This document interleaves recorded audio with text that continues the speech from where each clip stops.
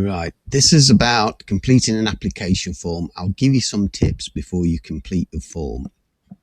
First of all, why do you need to fill out an application form? Because if you get a job with a government body, school, county council officers, any of those, they will not accept a CV. They want to be seen to be treating everyone equally, so everyone gets the same form to fill out, so that you can't use CVs which are on 3 or 4 pages, etc., etc. They need to be seen to be giving everyone an equal chance to get the job. So don't send them a CV, fill out the form. Some do's and don'ts before you start. Worth taking these on board, because your application is useless if you do not follow these instructions. Personally, I don't recommend filling out online application forms because it does rely on the internet, which is often unstable. Either download the form to your computer and fill it out if you're okay on the computer, or actually go to the company and get one, or get one posted to you so you can fill it out by hand. Okay. Make sure you check the closing date of the job. Often people send forms in too late, which is no good, obviously. You've wasted all your time. Practice on a photocopy or a scrap bit of paper, so that when you know what you're going to put when you start writing it on the actual form, to keep it nice. Don't be busy doing something else while you're trying to fill out a form. Give yourself some time to think about what you're going to write, and make sure you have enough time to fill it in. I've put 2 hours there, but most common forms now are usually about 30 minutes, if that.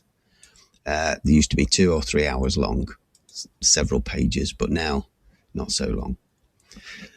Make sure most forms come with guidance notes. Make sure you read them carefully, because if you disobey any of the instructions, they'll disregard your application altogether. Some common ones, and if in doubt, do it anyway. Use black ink, not blue or red or green, and use block capitals, capital letters, unless otherwise stated. A lot of forms say that, and if you don't use block capitals, they'll just ignore your form again. Ask for help if there's anything you don't understand. Make sure your answers are neat and clear. If you're unsure about your spelling, just spell check it on a separate piece of paper before you write it on your form. Stay positive while you're filling out your application, because your job application is not the place to start airing your political views. Illustrate by examples where you can. So think of examples in your life. If they've asked you to show how, if you're a good timekeeper, if they're asking for a good timekeeper, show them cases. I've had to turn up at 5 o'clock in the morning for a shift to get the stuff out early. So use examples rather than cliches. After completing it's a good idea to keep a photocopy for yourself, so you know exactly what you sent to the company once you've sent the form. Another golden rule: do not leave any boxes incomplete. If it doesn't apply, if they ask you what your driving license number is and you've not got a driving license, put NA in the box, not applicable.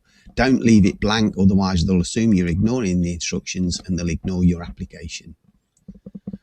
Address blocks, I've put title case there, but we've already said just use block capitals on your form and you'll always be safe. Block capitals.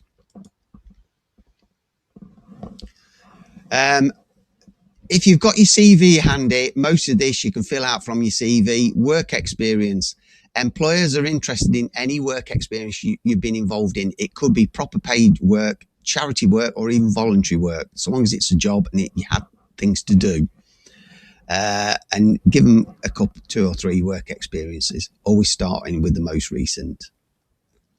Achievements, I've mentioned it, but they're very interesting personal achievements. So if you get a chance, tell them exactly some of the things you've achieved. Shipped a 12-week order in just 6 weeks. If you can stick that in, that's great. They love things like that.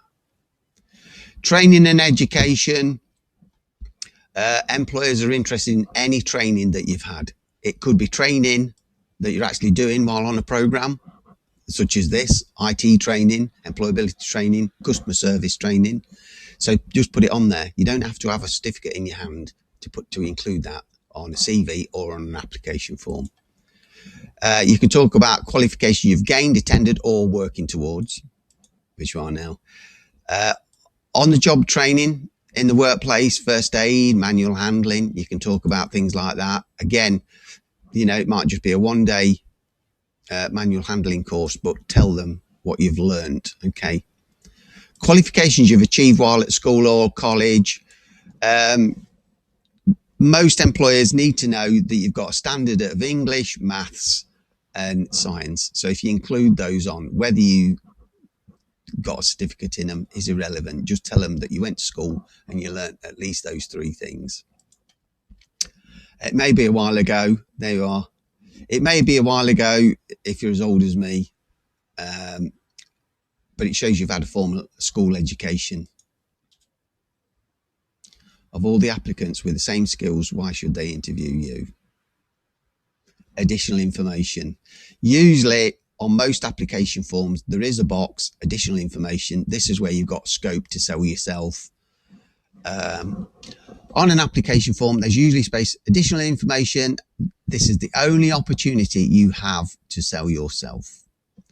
Skills and abilities. Tell them about skills and abilities that you have relevant to the job. Look at the job specification and ensure you have the essential skills.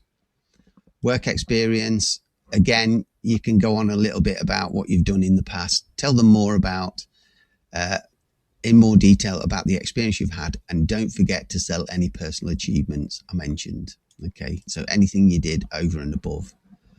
Personal qualities. What qualities do you have that will benefit the company? Actually, you often get with a job a person specification.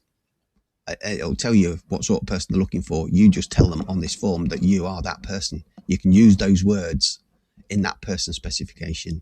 So, use the lingo that they've used in their application. It's all there. Use this to give you clues to what they are looking for. Dynamic self-starter. They'll use phrases like that. Use the same lingo in that section. I am the dynamic self-starter you're looking for. If you don't have a person specification, have a look at the following tip sheet for help. Okay. We'll have a look at the form itself next.